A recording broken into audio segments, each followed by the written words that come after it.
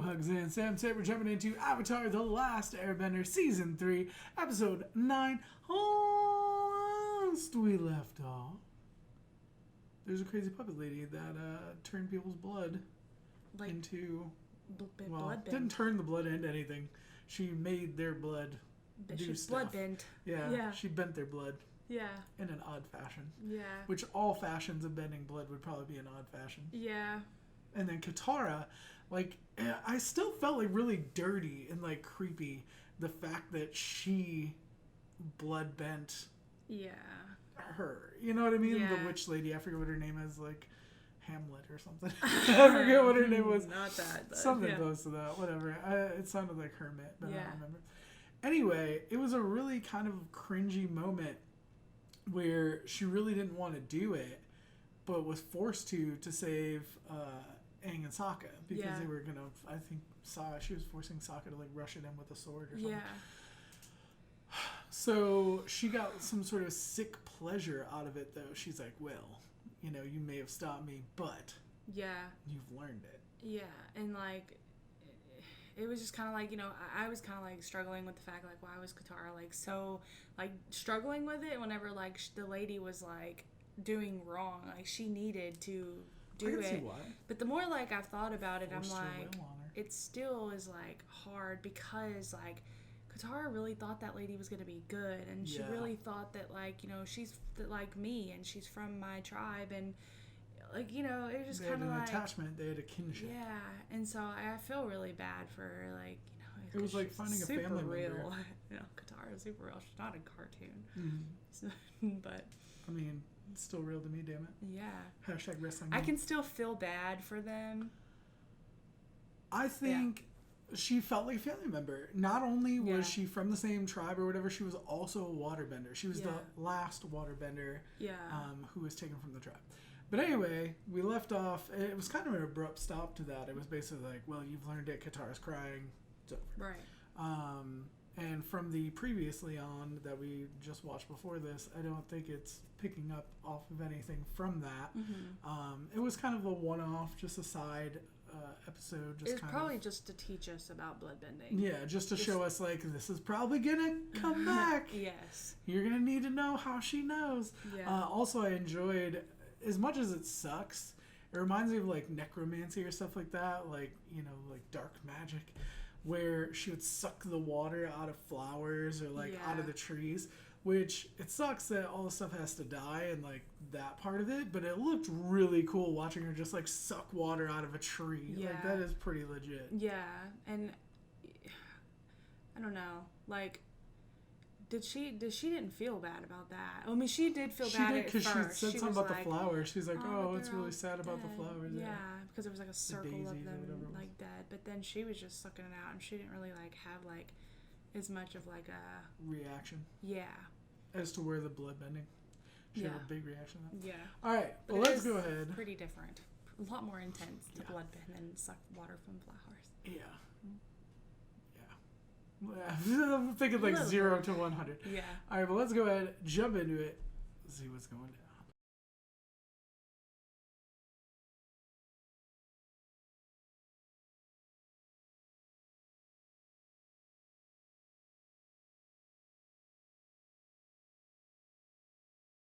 Uh-oh. The next one, though, is... The invasion? The invasion. Did you forget to wear pants? You're not wearing pants. I'm not wearing pants. I'm not wearing pants. Are you wearing pants? But you wouldn't know that because you can't see it. Are you wearing pants? Don't let us know in the comments if you're wearing pants. I actually do. I'm curious. That could go a lot of ways. Hey. Keep it PG-13 or something. That dream was rated you need to. The last one, the last scary one. Yeah, that was really messed up. Yeah, I was like, man, that's They ramped it up a little bit. That was some American Horror Story. Yeah, and it was very symbolic, and it had a lot of weird imagery. It was a little more edgy than the rest of them. Yeah. I'm wondering, okay, so every time he rushed in, he looked like a different character. Yeah. Like his hairstyles are different, what he was wearing was different. The first one looked like he was from Dragon Ball Z. Yeah. But I wonder if the other ones are based off of anime characters as well. Because I feel like I've seen somebody wearing that jacket that, like, comes up with the earrings. I feel like I've seen a character like that. Yeah, like but I don't know what Genus anime they're from. And My Hero. Yeah, has but kinda there's like, another character from like a bigger Yeah. anime that I don't know. But I'm saying like it's like a more like common thing I think in anime to have like a jacket like that. Also like the hair in the end, like where it was like the I've way seen that it was. too. Yeah, I wonder if they're based off of characters, and if they are, which or is it characters? just like common Anime hairstyles tropes. or yeah. I don't know. But if it is based on people, I'd be curious to know Just that. wanting love and attention. She's so cute. Give Stella some love and attention in the comment section. She likes it. I always tell her that people love her and want to pet her, talk to her. So they Except for answered the everybody question who's that. like, get that cat head off of your. Oh yeah, if you say that, screw yeah. Anyway, we had the answer question. We had the answer question. The question Math answered test. as to whether or not they the avatar can use fire without the sun, because he said you don't need to learn it because they won't be able to be firebending. So that was like a big question that I was wondering. So he's essentially like didn't need to learn all the elements. He just needed to learn the other three. But is it just something like... But they said he's gonna need to master all the elements in order to win. Exactly, and that's why I'm like confused. Like, do they just think that he can't use firebending, but since he's the avatar, he can? Like, do they just not know that he can still use it? I don't know. I don't know how it works exactly. Or is he gonna need it, like, in case, like, because like solar eclipse, there's only a certain amount of time where there is no sun. It's like a couple of seconds, So it's like, will like before and after, like he need to know firebending for whenever the sun comes out, I like this episode. It's super relatable. Okay, he is just a few days away from something that's not only life-changing but potentially world-changing. Yeah, and he saw the world, like in that last stream he saw like it hit, and then it was just boom, like everything was just roasted. Like It's an Office reference, but yeah, I know. And also the world was roasted. But it did that. But anyway, like that anxiety, that level of stress, and knowing that it basically all rides on him. Yeah. Like it's totally relatable, and that's what I liked about this episode. It was really cool seeing all the different dream sequences. Like that was really funny. And him trying to train and having all the crazy daydreams, like that was funny. But just when it comes down to the core of what the episode was about, it's a lot of relatable things. You have Aang going into this situation where he is the one where it all rides on him. No matter what everybody else is doing, they all expect him to be the one to defeat the Fire Lord and to win the battle. And then on the other hand, you have Zuko, who all he's ever wanted is to be accepted again by his father, and he was. His father waited for him to even start the meeting. He had him seated at his right hand, like the place of honor, and all this stuff.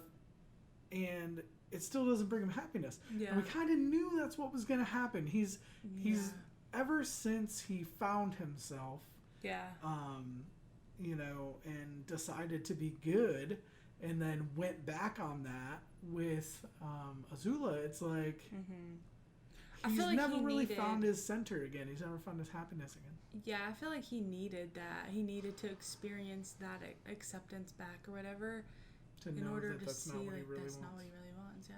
Well, and now he knows the truth about the rest of his family too, and what role he plays. Yeah. In this whole thing. Yeah. It's gonna get real. I feel like it's gonna push him more towards Aang in the right thing, or more towards Iroh, and I feel like that also pushes more towards Aang. Yeah. She is shedding. She's so cute. She fell asleep. Her eyes are closed. I wish y'all could see. I want just like a Stella cam somewhere, so we can put like a little bed or something back there, and just let Stella pass out. Yeah. Stella likes being on camera for y'all. But anyway. We're coming up. What are we at? This is 9. Mm-hmm. So we're coming up on the halfway point in the last season for the end of the show, but we're already going to be at the invasion. So that tells me that the eclipse isn't going to be the be all end all. Yeah. You know what I mean? Like the comet isn't going to be the be all end all because they're not going to be able to stretch out something that happens in just a few minutes into 10 episodes. Yeah. Well, we know that the invasion is different than when the comet's gonna hit. The invasion is during the eclipse. Yeah, but the comet is what Roku told Aang he needs to know all 4 things for. Oh, I don't know why I keep thinking that it's yeah. I don't know why I keep thinking that the comet is gonna like come during the eclipse. No, well, it made it seem like that in the dream, but I think he was just thinking about it's just everything going on in his head. Yeah, and in the fact that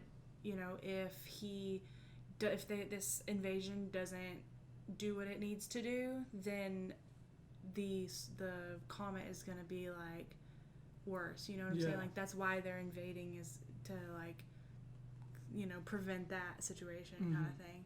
So I get you now. For some reason, I kept associating the two together.